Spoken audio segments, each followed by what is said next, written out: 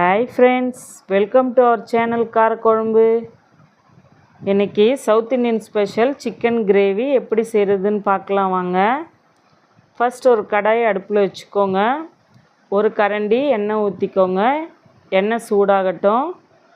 1/2 spoon சோம்பு, 2 பிரிஞ்சி இலை, 2 பட்டை, 2 கிராம்பு, 2 ஏலக்காய், 2 பச்சை மிளகாய், ஒரு கொத்து கருவேப்பிலை எடுத்துருக்கேன். எண்ணெய் சூடானதும் அதில் போட்டுருங்க. நல்லா பொரிஞ்சு வரட்டும். இதில் ஒரு ஸ்பூன் இஞ்சி பூண்டு பேஸ்ட் போட்டு நல்லா பச்சை வாசனை போகிற அளவுக்கு வதக்கிக்கோங்க. பாருங்கள், இது போல் நான் இன்றைக்கி 1 கிலோ சிக்கன் எடுத்திருக்கேன். அதை கழுவி நல்லா புழிஞ்சு கடாயில் சேர்த்துக்கோங்க. சேர்த்துட்டு நல்லா கலந்து விடுங்க. இது போல் நல்லா கலந்து விடணும். இப்போது ஒரு 5 நிமிஷம் அப்படியே சிம்மில் இருக்கட்டும். அதுக்குள்ளே போய் நம்ம சேனலை சப்ஸ்கிரைப் பண்ணிவிட்டு வந்துடுங்க. இந்த சிக்கன் கிரேவி சாதம், சப்பாத்தி, இட்லி, தோசைக்கு சூப்பராக இருக்கும்.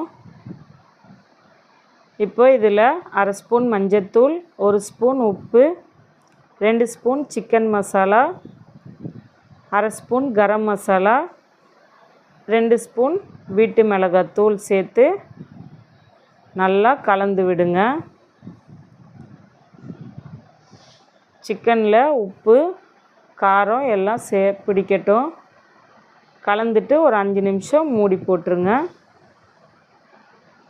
அதுக்குள்ளே ஒரு ஜார் எடுத்துக்கோங்க. 1/2 ஸ்பூன் சோம்பு, 1/2 மூடி தேங்காய் திருவி சேர்த்துருக்கேன்.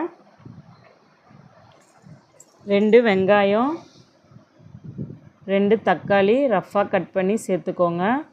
கொஞ்சமாக தண்ணி ஊற்றி பேஸ்ட் பதத்துக்கு அரைச்சி வச்சுக்கோங்க. நம்ம கிரேவி தான் செய்கிறோம், அதனால் தண்ணி அதிகமாக சேர்க்கக்கூடாது.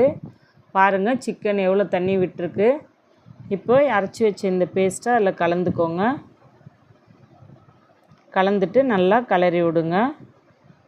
இப்போது உப்பு காரம் எல்லாம் ஒரு டைம் செக் பண்ணிக்கோங்க.